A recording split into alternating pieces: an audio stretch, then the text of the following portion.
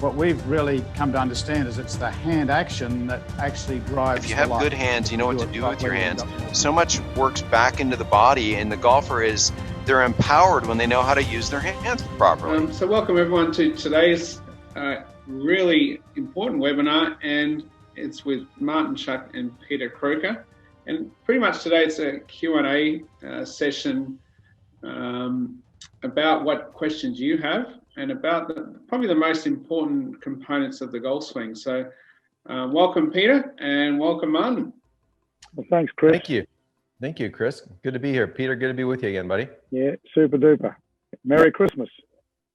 Thank you. It's right around the corner here. I've got a lot of gift wrapping to get to, actually. Yeah. So after this, I have, I don't get any paper cuts, but I have some things to wrap. Okay. Okay, let's get wrapped in this event here right now. So it'll be great to see what questions come up, Chris. Yeah, we'll get to the questions, but let's just introduce you guys a little bit for those that don't know. So basically, our presenters today is Mr. Peter Croker and Martin Chuck. Peter was 2008 PGA Victorian Teacher of the Year. He finished second place in the Australian PGA Championship, and he played the tour for quite a few years. Had the cover of Golf Story on Golf Digest US Masters in 1995.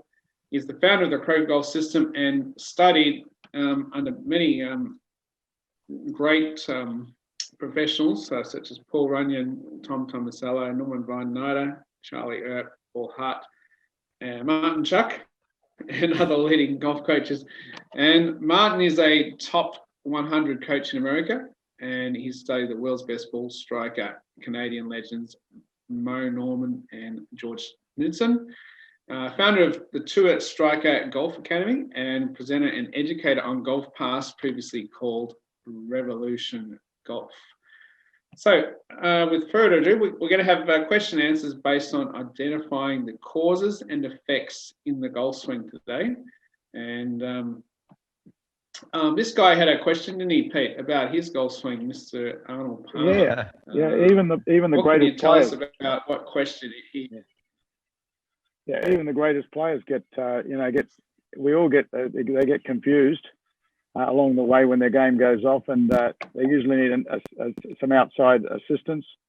Anyway, Arnold was kind enough to ask me to have a look and show him our A to B when we went to one of the tournaments on the Champions Tour. And the first lesson, his partner Tom Wago said he's lost power and he's not hitting it straight. So what can you do? So we gave him the A to B, and straight away he picked up a minimum 20 yards on his tee shots, and he started to hit his iron shots with better compression backspin. He went out, and Tom Wago came back after that round and said, "Look, give him another lesson. We want another 20. He's hitting it so good." Anyway, bottom line was the king was very gracious, and it was great to give him the lesson and to see the results straight away. You know, I'll add on that. I teach a lot of just club golfers, people that are 2 handicaps to 30 handicaps, and a bunch of tour pros too. And the interesting thing is, it's really easy to lose this relationship A to B and get mired up in different things that get the club traveling in an impure path that just result in a variety of frustrations. So what's nice is like these webinars we've done together leading up to this Q&A session. You know, it's funny is we'll give people the answers, but I think they're afraid of the answers sometimes, because if they follow the steps that you prescribe, Peter, and I try to prescribe to people, they'll get better. But sometimes, guess what? They don't necessarily like to take the medicine because it can't possibly be that easy. Can't be that easy. Well, let's see what questions we have to answer today. That it might make it a little easier for those people with a question or two.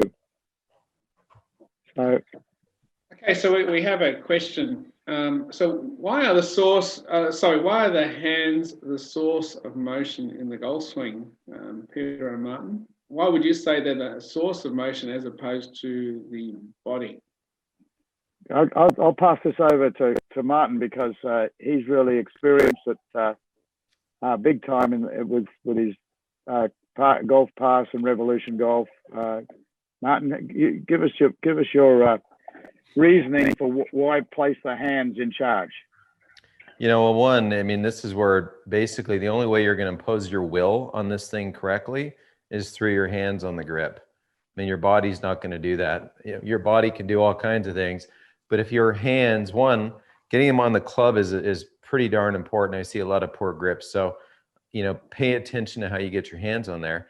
But the beauty of feeling the weight of the club in your hands and using your hands to impart your will on how this club goes A to B is the way your body's going to respond. It's, some people will say they have passive hands. They'll feel as though, hey, I don't do anything with my hands. And I've heard good players express that. But I would tell you that those good players that say that have trained in their behavior so much so that it's become so subconscious to them that they can sort of forget about it. But the reality is you have to be able to educate your hands. You have to know exactly how to get your hands on the golf club and how to impose your will on the club so that you can get the results you want. Because don't fool yourself. If you don't, you won't be the golfer you want to be. Yeah, that's great. And I'd just like to add just a little demo on this because if your hands work correctly, then the arms, they work in sync. They do what they're supposed to do. Now, if I swing the club back and I swing it back on the correct path, the swinging club hinges the wrist and the arms, firstly, the left arm straightens and the right arm really gets a bend in it. But if you take the club back with the wrong hand action, then you get the old flying elbow chicken wing in the backswing. And basically, you're off on a merry-go-round of quick fixes. So when your hands work correctly, your arms, you get the extension, your left arm without trying. You get the right arm folding and being in the elbow in the right position. And especially in the downswing, when you transition from backswing to downswing, when you have the correct hand action, that right arm and the right shoulder, they really work in the right way to give you the power on the golf shot. Whereas if you got the wrong hand action, you certainly won't. You get on the wrong path for a start, and when you're on the wrong path to anything, you're not in good shape. So definitely the hands, educated hands, are a big part and are the source of motion to the club, the arms, and in turn the way the body works. So ultimately, it's hands controlled pivot rather than pivot controlled hands. Completely. Couldn't agree more with you. So, you know, so many golfers, just these little shots, you know, to demonstrate that little motion. I'm absolutely amazed how that shot, people don't spend near enough time hitting this little pitch shot. You know, this little shot to both arms, straight A to B, thumbs down, pushing off the ground. I call it the cornerstone shot right there. And once people can get a little bit of a knack for that, and you do it so nicely, Peter, so go ahead and kind of demonstrate that. And I want the viewers to take a look as Peter goes to hit this shot, chip it down his yard there. There's a nice shallowing, his body rotates and relocates and finishes. But that is something that, like, you can look at that and go, wow, I wonder if his body's doing the work. Or you can look at that and go, oh, you know, it's hard to see, right? You could argue both sides. But I assure you, he knows where the weight of the club is in his hands. His eyes are on the golf ball, and he's using his hands properly, and his body correspondingly works beautifully to support that action. It feels good. It looks good. And good golf's easy. That when you do it with the right hand action, you do it with ease. It's not stressful. It's when you don't know that you get stressed. So the more you understand, the less you have to think, and the more relaxed you are, and the better you can coordinate all this stuff. Totally. Chris, what's our next question, bud? Okay, we have a question from Paul Maloney. Go, Paul. In the A to B, would a good swing thought be to hit the inside quarter of the ball in the A to B? You know, that's yours. Go ahead, Peter. You want to jump in? No, I want you. You're the man. Well, you know, so to me, I was telling before we got online with everybody, most of my lessons today that I had most of the day in Phoenix, Arizona, stem from people couldn't get in a position to go A to B. So, I mean, I've had so many people lately that can't get in a position to really go A to B. And to go A to B, you really have to set yourself up for success to be able to fire the club head at the golf ball. You know, as Peter taught me long ago, it's a 2-target game, club head to ball, ball to target. And to set yourself up correctly to go A to B, I'm kind of maybe taking a little longer winded answer to this question, but in order to do this, you know, a lot of people really have to have a bit of structure in their backswing and not do things that they think they need to do to create swing length.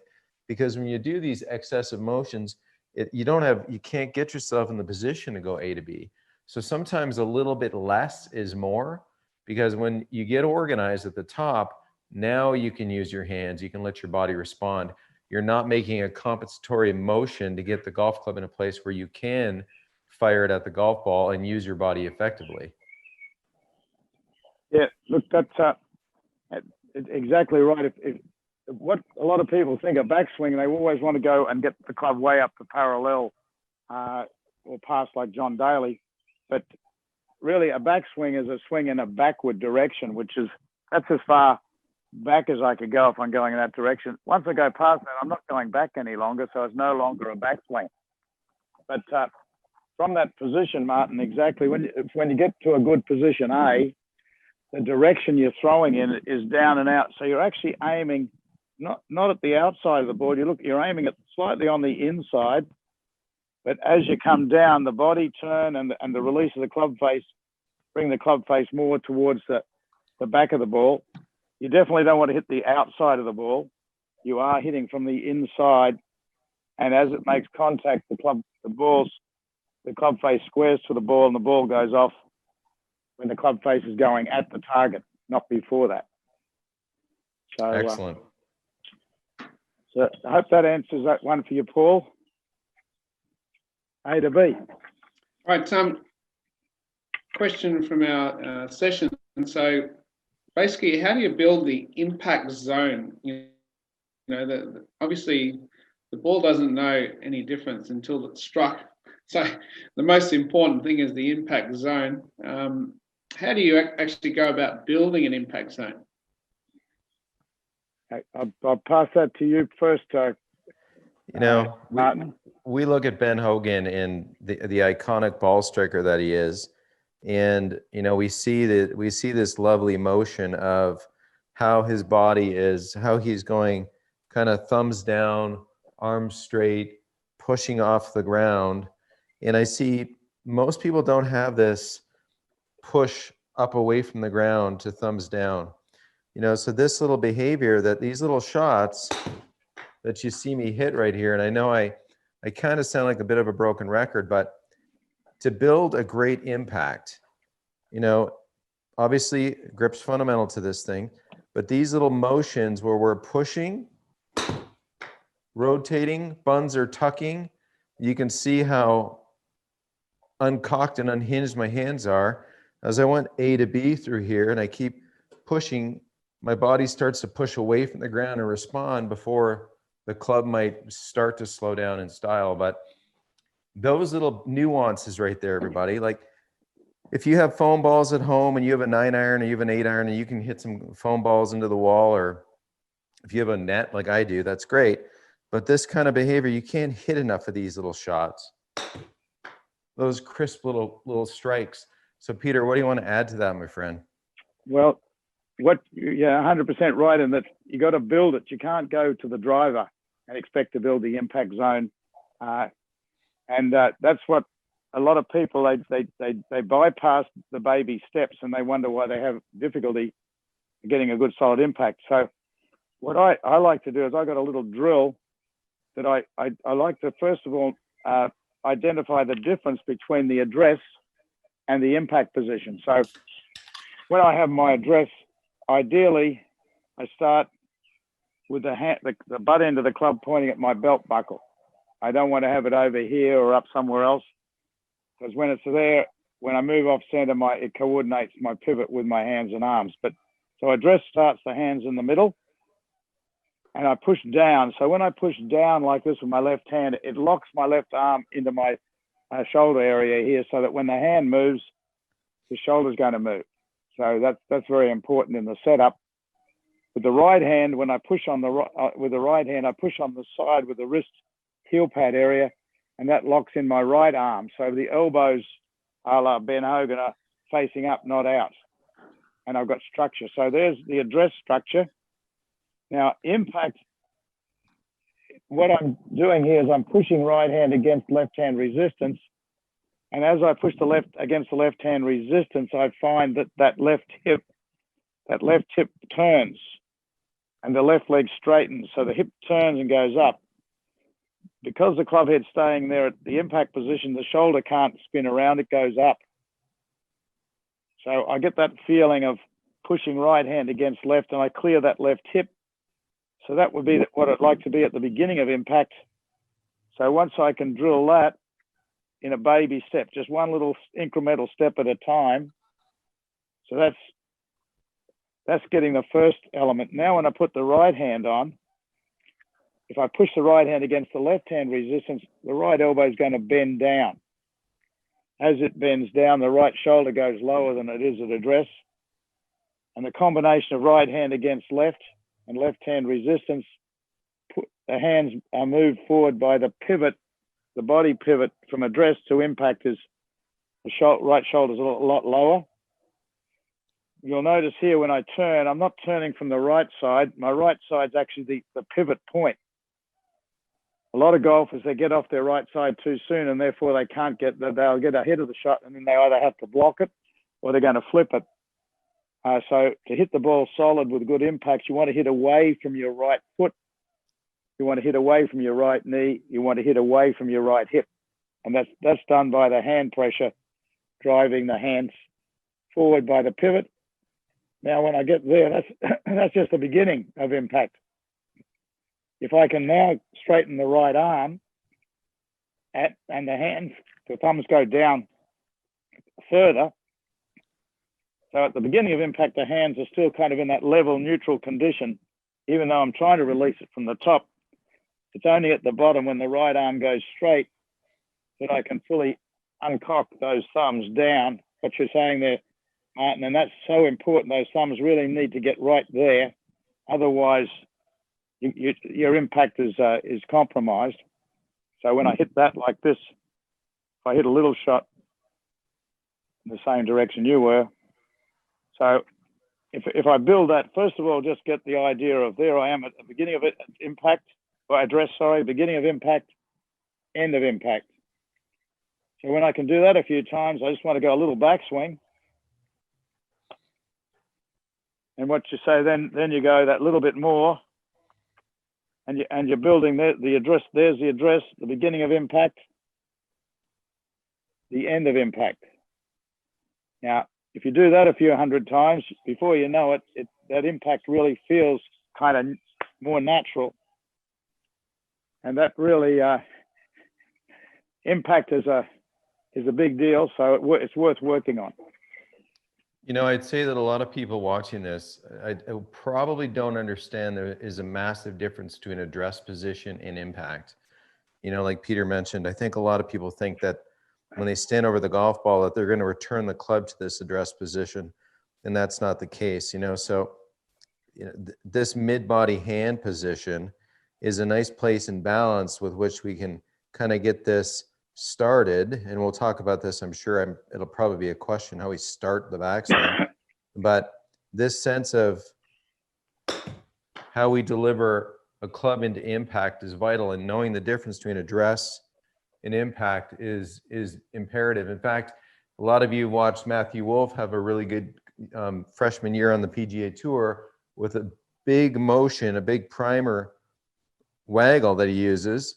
And the reason he does that big thing is because his coach, George Gankus, taught him how to go into impact, come back to address, and start his swing from there. He liked the drill so much that he just took that bizarre move of his and just does it every single time now. And it's won him a couple of tournaments and many $1 million.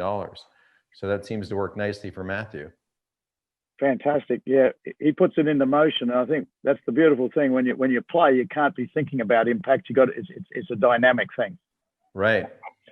Yeah. Okay. Thanks very much for that. Which leads us into the next question. Next question being, why should you start the backswing club head last? Oh, Why is that, guys? Well, go ahead, not- Peter. No, Okay, I'm happy to I'm happy to take it.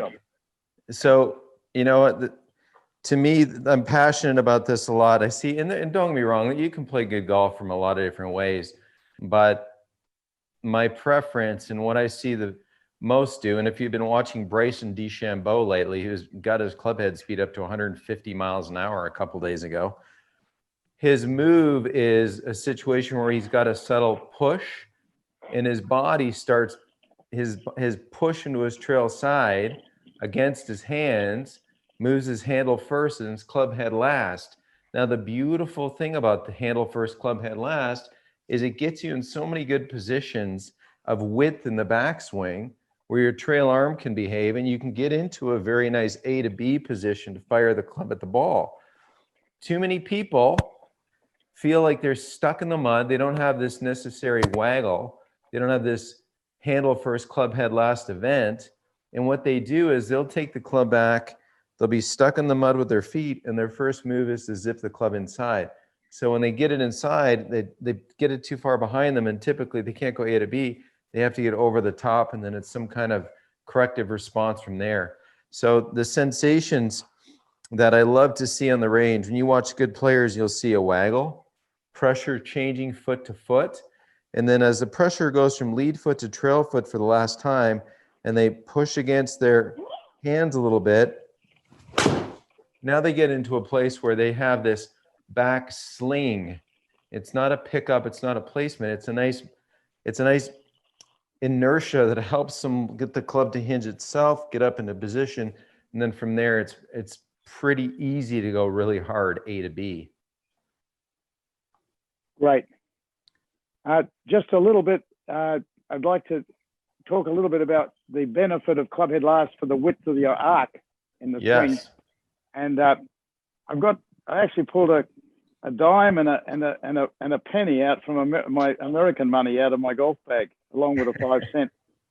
I was looking for 50 cents, but I haven't got that much on me at the moment. So I'll put down a dime, and I'll measure the distance so you'll know. I'm not exaggerating it. I'll do it from here first. That dime is 8 inches, or in Australian, 20 centimeters back of the ball. Now, when I swing back club head last, handle first, I don't know if you can hear me hitting that. I'll do it from this angle, and I'll take out a penny this way.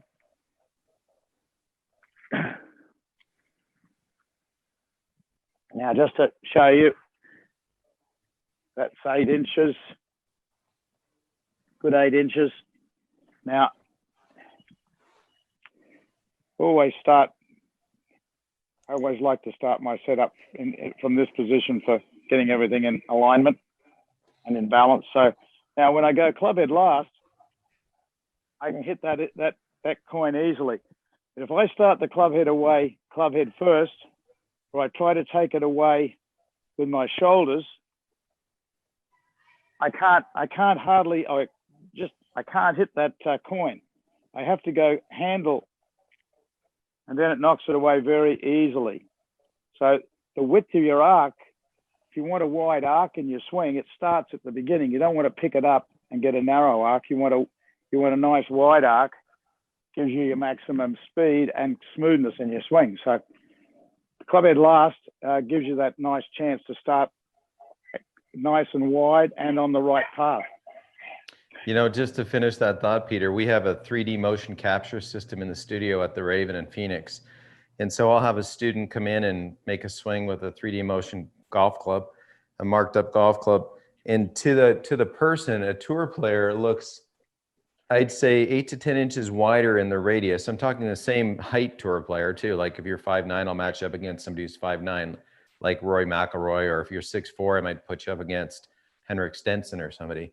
But this width here, the sense of handle first, club head last, gives people the wider arc that allows them to have this sense of getting in position to be slightly narrower so that they can go to a nice full follow through before they go to a finish. So handle first to me is magic. If people can pick that up from this Q&A session and take that away, they're going to get better immediately. Yeah, that's super. This is such an important area. When you do, as you say, club head last and body, it basically gives the body a chance to go first going back. So guess what? The body has a chance to go first coming down. So you get you're getting in the right sequence. And Homer Kelly wrote a great book called The Golfing Machine, very complex, but within it he has a lot of wonderful sayings. And one of the things in there he says is that the sequence is the secret. And that really is. If you can go club head last going back, a body first, then your body's going to be in position coming down. So you're setting up the right sequence for the swing. Before you sit down, Peter, first, you go club head first the other way. Before you sit down, show people the hip turn, the sharpness of your hip turn. So looking at it from down the line, I'm not trying to turn the hips. It's the handle first that's promoted, especially after you've drilled it a few thousand times.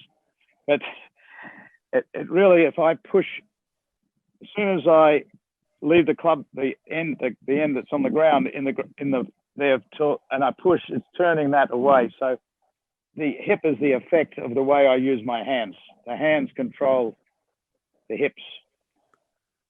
So, and when you turn nicely, you don't sway.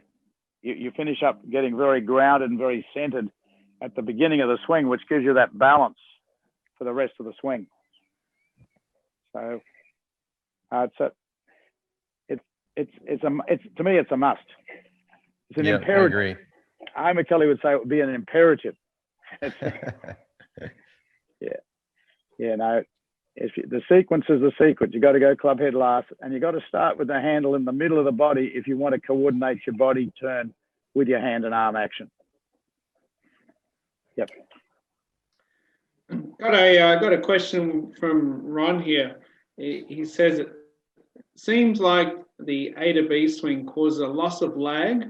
What am I missing on the downswing? Oh boy, I love this one. Okay, so, it's all yours, buddy. Lag.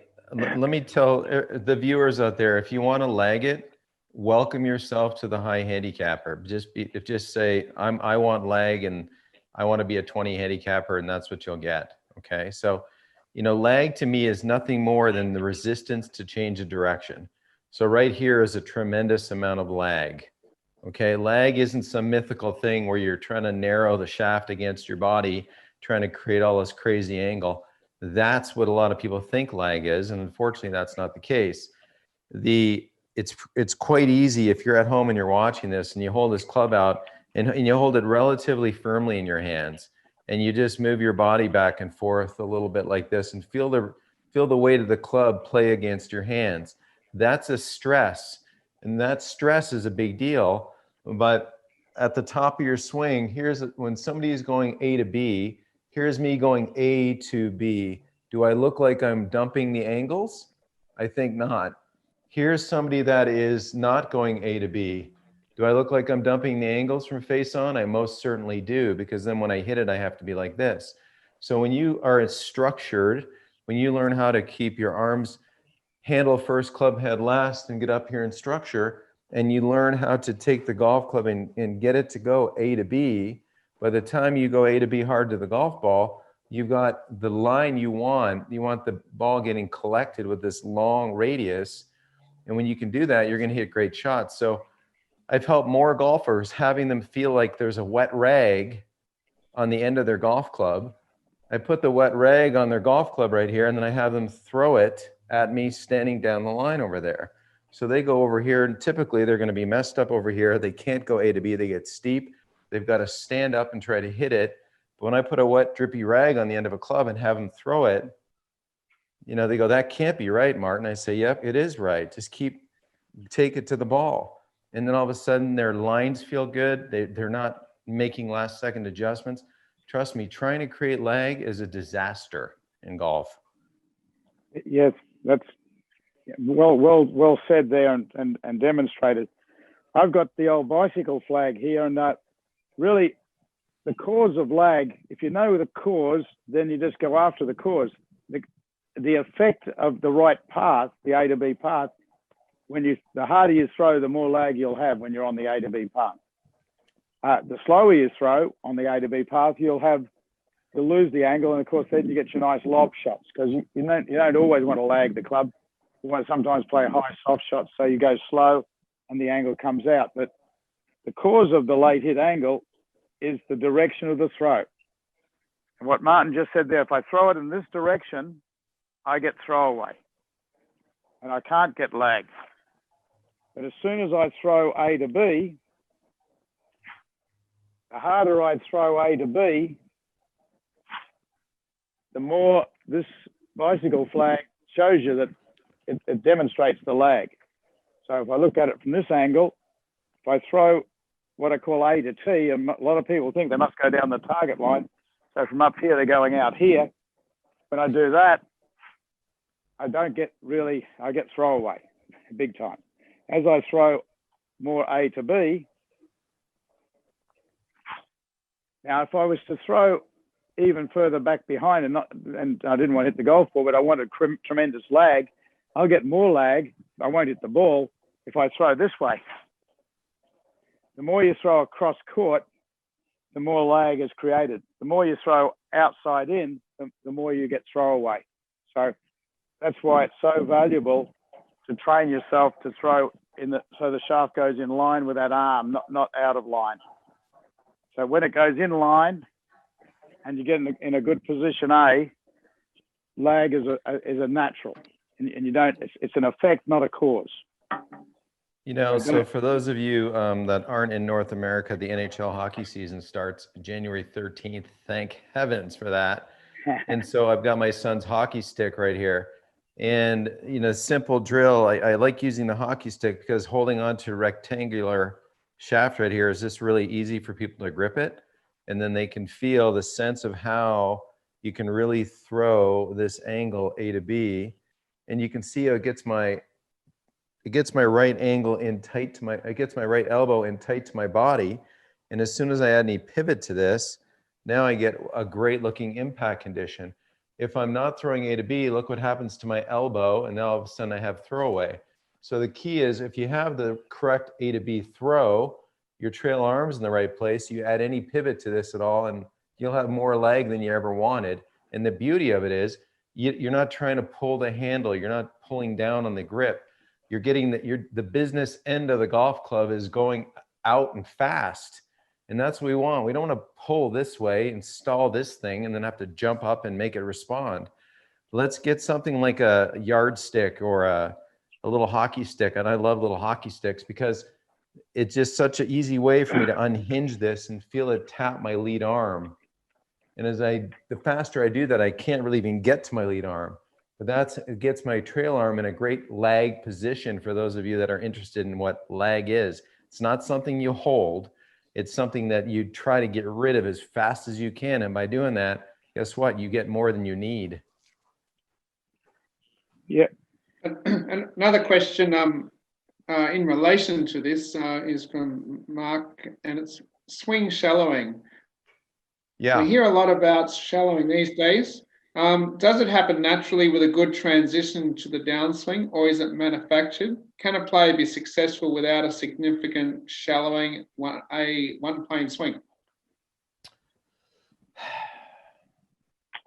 You know, I think that most of the folks that come see me, okay, I'm going to say probably 95 out of 100, okay, have some kind of a condition where the club gets too zipped around behind them. And then on the way down, they're not going A to B because they're getting the handle pulled steeply, right? So think about what Peter's taught for years is way more structure in the sense of A to B. So in A to B, if we look at this, watch where the club head's going. The club head's going kind of back and behind me. as I'm going to trying to take the club head to the golf ball. So to me, that is the essence of shallowing. Now, can we be a little bit more, you know, do some people float it a little bit differently and make it a little bit more exaggerated? Absolutely. Do most orthodox or tour conventional swings look that way? They don't. They look more like what Peter coaches and what I tend to coach. You know, do I have leeway, and do I choose maybe to exaggerate for certain people so they have a sense of things a little more deeply? I do. So to your point about shallowing, if we develop this sense of handle first, club head last, have good structure, and this club goes away from me, that couldn't be more shallow, right? This handle pulling down steepens the golf club. So the more I'm going A to B to the ball with some pivot, you couldn't be in a better shallow, as people want to call it these days, which is fine, direction of strike on the golf ball. Okay, so Peter, I'll let you take over from there, mate. Yeah, look, I think we've got one of the golf players just flying in actually overhead. This business of shallowing, if you get too shallow and get too much inside out, then you hit behind the ball. So right, you know, it's shallowing that take as going inside too much is just as bad as being too steep. So the A to B line really nails the right path and gives you the right amount of shallowness coming into the ball. You don't want to come down steep for sure. And I think one of the big things that causes people to get too shallow is they transfer their weight too soon, and they get off onto their front foot, and they leave the club back here, so they're really coming in too much from inside, and then you're going to hit it either behind the ball or hit it on the and top it on the upswing. So A to B handles both. So when you go back, when you fire down A to B away from your right foot, away from your right knee, your right hip, your right shoulder, and you fire so the club shaft moves in line with that lead arm, basically you're on that correct amount of angle of attack. You know, it's not too shallow, not too steep. So you can get caught up on either side of that line and be not in a good position. Yeah, no, just to add, for those viewers out there that maybe have a hard time getting their 5-wood, their 3-wood up in the air, anything that doesn't have much loft, you know, if the club does come down onto the golf ball a little steeper, then you lose opportunity for the club to be effective with the ball. You might get away with it with the wedges or the higher lofted golf clubs, 7-iron, 6-iron maybe. But as soon as you get into the steeper, the flatter face golf clubs, it's so imperative that the club be traveling in a pitch that makes sense, where the club head's relatable to the ball on the ground. Because if it's coming down steep, that you have very limited window of any kind of reasonable success to get that loft on the golf ball. So some people come see me, they say, you know, I really can't hit my 3-wood. And sometimes people are just flat slow, and I'll say, you know, my 3-wood's probably not a good club for you. 3-wood won't be a good club for me in 10 years. I'll go to a 4 or 5-wood. But to have the club traveling on the right pitch, relatable to the ground and the ball, will make the loft available, and you'll hit some good shots.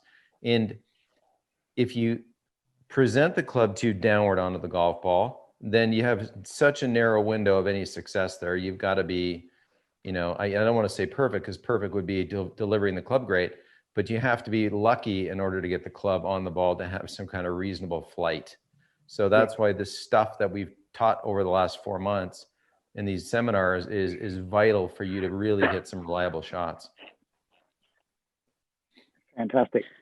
Okay, we've got room for just a couple more questions. We're going to go back into the question here. So it's a question about the top of the backswing, and basically, what is the current preferred position of the left wrist at the top of the backswing? Should it be cocked, bent, or cocked and flat? Can you just explain, because we see quite a few different top of the backswing positions on the tour. So I'll hand over to you, Martin, first again, if you will. Because Yeah, no, I'm happy to talk about it. So, you know, again, a lot of it comes back to if think about what hands can do. Okay, I can have vertical relationships with my hands. These are just up and downs. I can have left and rights with my hands. And so, you know, horizontal and vertical behaviors. What I see a lot of with a lot of golfers that really struggle is too much of these verticals. They'll get to the top and the lead wrist will be too bent back, okay? Sometimes the trail wrist won't be bent back enough because they've got too much of a vertical relationship. They haven't learned how to do what Peter taught me 25 years ago now, which is to kind of push the right arm bent, or for you lefties, push the trail arm bent. So when you have a nice mid-body hand location, which is pretty tour neutral, what you're looking at right now at me at address, that's pretty much a neutral. You might see the odd guy a little bit more forward and the odd guy a little bit more back, but to see for the most part, people in what's just a balanced address position. It's just easier to move from here. This is address. Impact would be something that looked a bit more like this. But if you learn how to kind of push your right arm bent, now you have a wide right arm, you have a bent back right wrist, you have a flattish left wrist. Now you're in a position where, you know, you develop a little bit of turn there, and your hands are in a great spot to go ahead and smash the golf ball. If we want to take on a bunch of different wrist conditions that make things more complex, then complexity has to occur back into the golf ball. So my preference is simple, flattish, lead wrist at the top, bent trail wrist, and from there it's pretty easy to go A to B. excellent. Yeah, look, right now, of course, on the world, you got Dustin Johnson, and he has a position where his left wrist is really very arched. And Very. arched.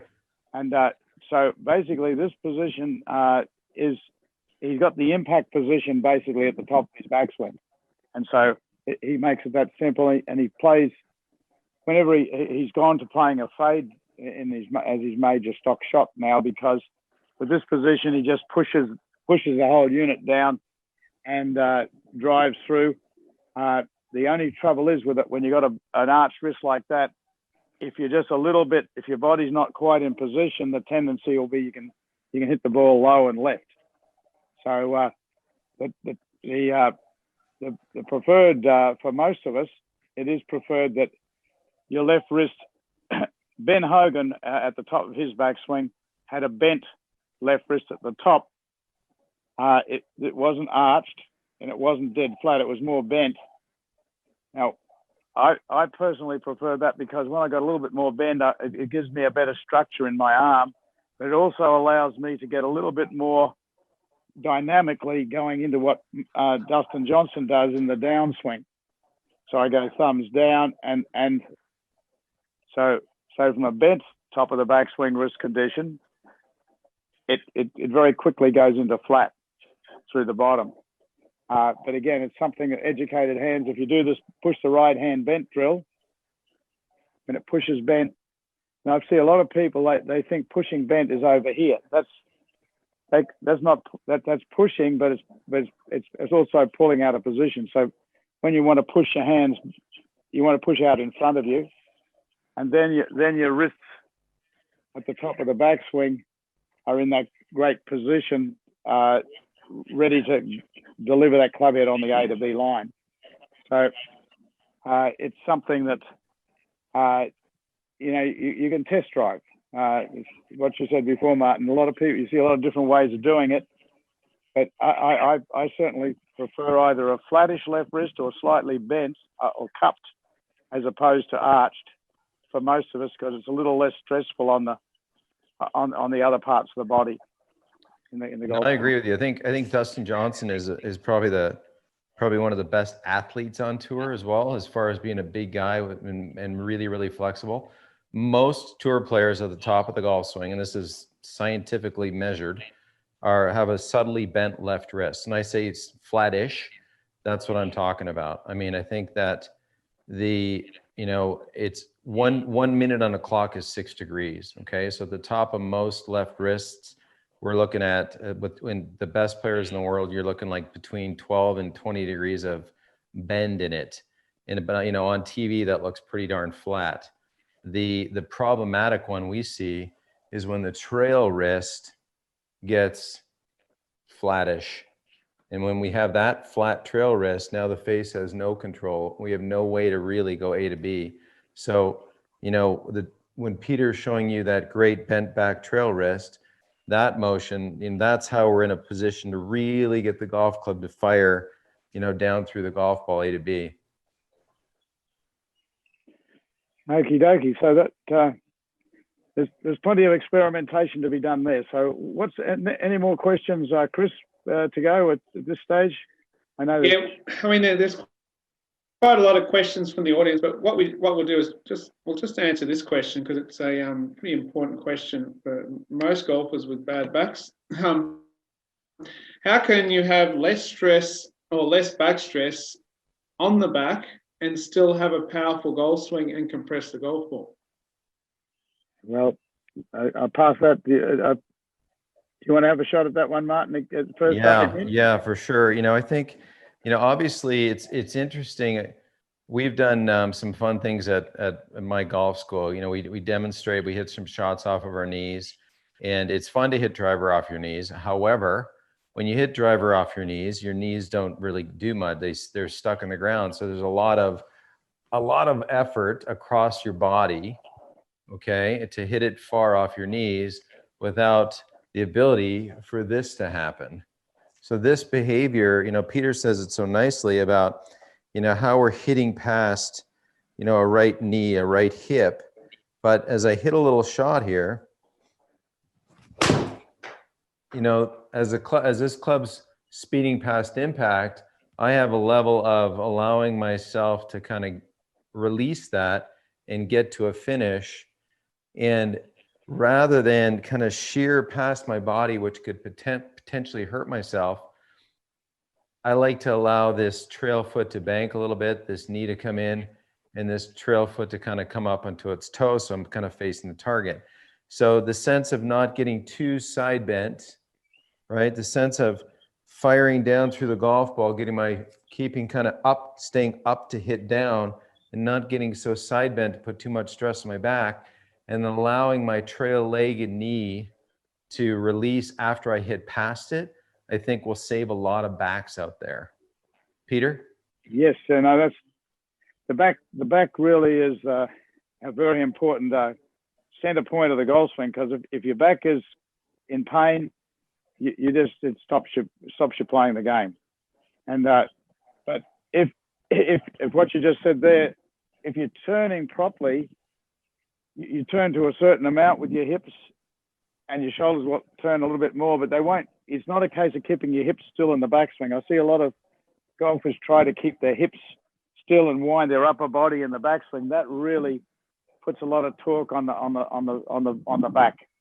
Agreed. And so with our way of doing it, our hands and hips, the hips transport the shoulders, arms, hands, and club away, and then the swinging club stretches the arms and pulls the shoulders back naturally and gently to a coiled position. So you're getting a natural sequence and coiling without getting what Martin said there, without getting too anchored and stuck in the ground. Now, when you come on the downswing, as soon as that club starts to hinge going back and the club shaft grip end starts to go point more to your front center, the lower body is geared to going this way. Now, when it goes that way and you fire down, as your hands and arms get fully extended, they move the body. So you're not trying to stay on your back foot. You're not trying to get on your front foot. The natural swing will release your whole body. And I think you said about George Knudsen, the first thing he taught you was please show us that action, because that's really key to taking that strain off the back, isn't it? Yeah, so we did this as a kid. You know, we took a golf club, held it across our thighs, and just learned how to kind of go ahead, and we called it relocation and rotation into the lead heel. So as I do this, and you'd be amazed at how hard this is for people, right? Like right now, there's a few inches between my thighs. And as I'm rotating, my thighs are coming together, my knees are together. This gap that was between where my hands are right now is closing, and I'm rotating into my lead heel in a reasonable balance. So, you know, this kind of practice at home, this kind of thing, this is just great practice. George Knudsen made us do this when we were kids a ton. Now, again, this is something that kind of follows the intent of what the hands are doing to hit. But as we kind of put these pieces together, you know, we look at how the body moves, handle first, club head last, and how somebody can arrive in balance. I'm not saying you have to have perfect balance. You don't. And if you're really trying to smash it, you may fall out of balance, which is fine. But for most scoring shots and iron play, you're going to have pretty good balance, or you need to choose a better golf club. But if you can do that, you're going to save your back. You're not going to be, you know, you're not going to be putting yourself, or maybe you have bad back from a history of bad family history, but your golf swing is not going to be the problem that's causing you to have a bad back. I'm 52 years old. I've played my whole life. Knock wood, I've never had a pain in my back from golf ever. So I've been very lucky, I guess, or maybe my coach taught me how to swing aggressively without fear of hurting myself.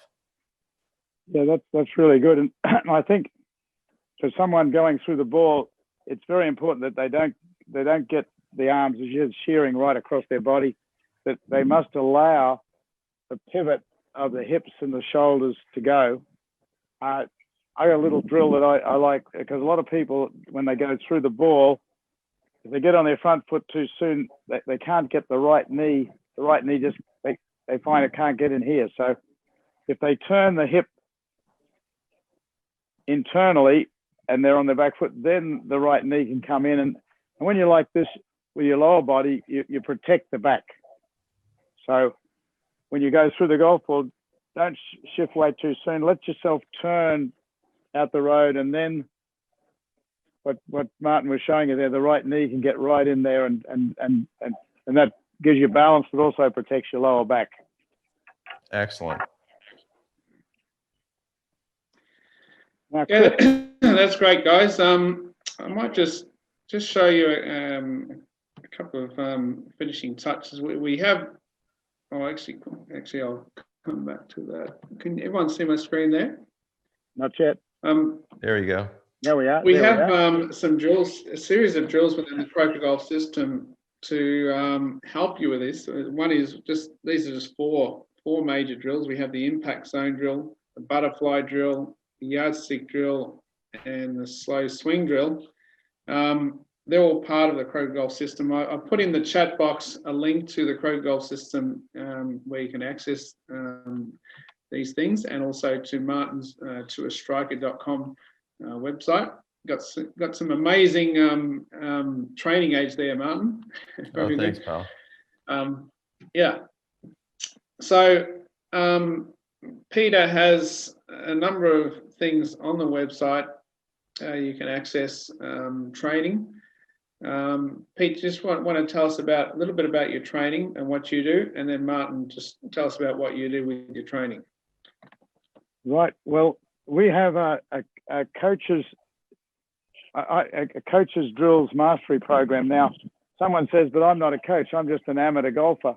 Well, actually, you have to become your own best golf coach. So everyone has to become you're better off learning to be a coach. That makes you a better player. So we have this program, and we've got a special deal going for it at the moment. But in that program, every week, on a Monday night here in Australia, at 8 p.m., we have a 1 hour session on that, and we go through a drill and become very masterful at doing that drill, and the drill builds a skill. And on a Tuesday night in America, 8 p.m., we repeat that same program, but again live. And so every week we do that program, and so you get every month you basically get 4. You can get 8 sessions if you want to go both. If you want to get up early in America and join the 8 p.m. on a Monday night for Australia.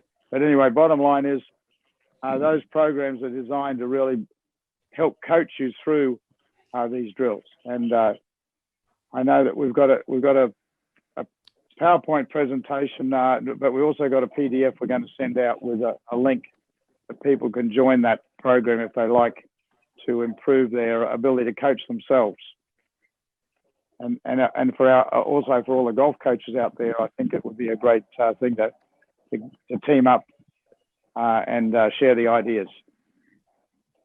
You know, and I'll say that, you know, I've never met a coach who's worked harder to not take shortcuts, yet systematically build somebody's education for how they move the golf club. People want shortcuts. People want things to be simple. I get it. But simple it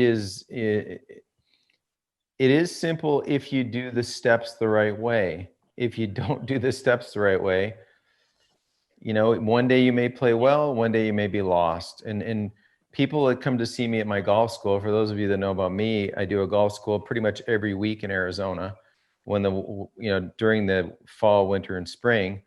And if you take the right steps and you do the smart work, and the person that's probably done the best job of putting the smart work together, meaning the little incremental steps to really understanding how to hit good golf shots and make it a subconscious event, is Peter, period.